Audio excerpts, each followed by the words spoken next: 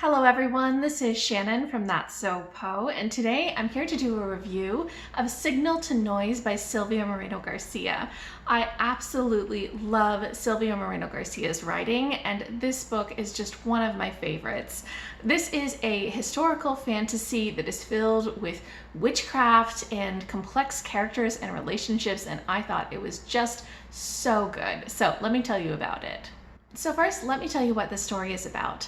In the story, we follow Meche, and we start with her in 2009 when she is flying back to Mexico City to go to her estranged father's funeral. And clearly, she hasn't been back to Mexico City in a while, and her relationships there are very, very strained. We get alternating chapters with this 2009 timeline with her when she was back in high school in 1988.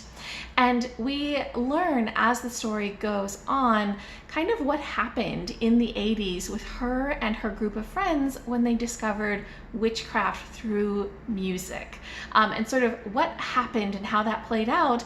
And then in the 2009 timeline, sort of what the consequences of that were, and really how Meche is going to come to terms with all of it.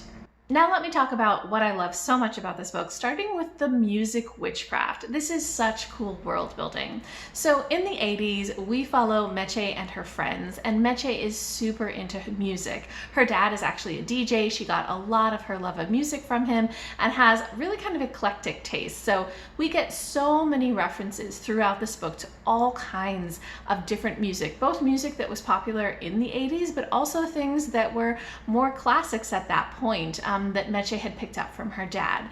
And music is the heart of the witchcraft that they do. So it's just such an important part of the world building. I went down through so many YouTube rabbit holes looking up a bunch of the different songs that were mentioned, especially because the way that their magic works, it really matters which songs they use for their magic. There's a lot about intent and about the connection between the emotions of the song and what they want to put out into the world with their magic. And the way that the witchcraft works too is really, really fascinating. There's a lot of kind of occult things like objects of power, things like that, but there's also just so much in this which is personal to them about what they want out of life and what the music can do for them. And the way that the magic happens is also really just curious because it's more like they're putting their intent out into the world. So I just loved the way that music and witchcraft were worked into this story. It was so vivid and so immersive and just really fascinating learning about all of these different musicians and songs.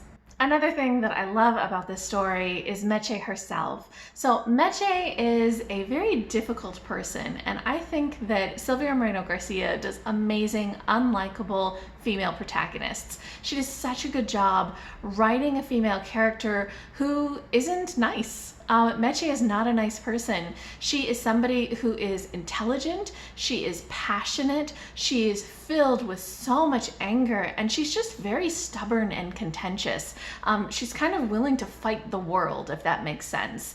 And she knows what she wants and she knows what she doesn't want. And she's willing to do all sorts of things in order to get her way. And just watching her story unfold, especially seeing, how that interacts with her magic and some of the choices that she makes is just really, really well done. I think that Meche is a great complex character who is very, very flawed, but you empathize with her and you're with her on her journey. Another thing that was just excellent is just how complex the relationships in this story are, especially because we're seeing Meche both when she was a teenager as well as an adult. And so the complexity of her relationships, especially given that maturity in time that passes where we get to see both the teenagehood and the adulthood, is really wonderful. So we have complex family relationships, especially with her mom and her dad, where her mom is somebody that she never really understood, never really connected with, and her mom probably resented her as well. Whereas her dad was somebody that she was very, very close to, but her dad was a very flawed person. Definitely lots of content warnings for things like alcoholism, things like that. I do have content warnings listed down below. But seeing Meche's relationships with her parents evolve over time as she sees different facets of them, both the good and the bad, was really beautiful.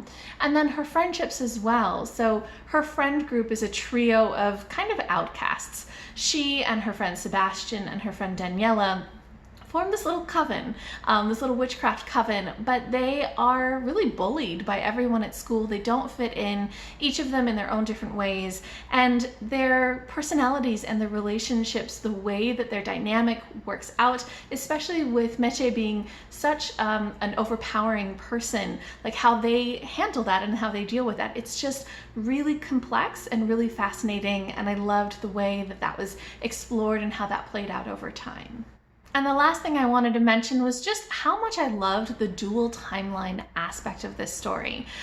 It's so wonderful the way that the 2009 and 1988 timelines alternate, and how the story sort of progresses with both of them in a sense meeting up together, where we have in the 1988 timeline understanding that path that Meche took with her magic and her friends and her family and the choices that she made, and then in the 2009 timeline seeing the consequences of those choices, but trying to understand what caused it, because that won't be revealed until later in the story. And so it reads a little bit almost like a mystery, where you're trying to piece together what exactly happened, and why are people acting like this, and what's going to happen in the past timeline. So it's just filled with a lot of mystery because of the way that it unfolds. It's very, very gripping, and I really liked that focus on the idea of consequences and on relationships, and really what choices you make and what choices you can make going forward. So I thought that that structure of the narrative was really well done.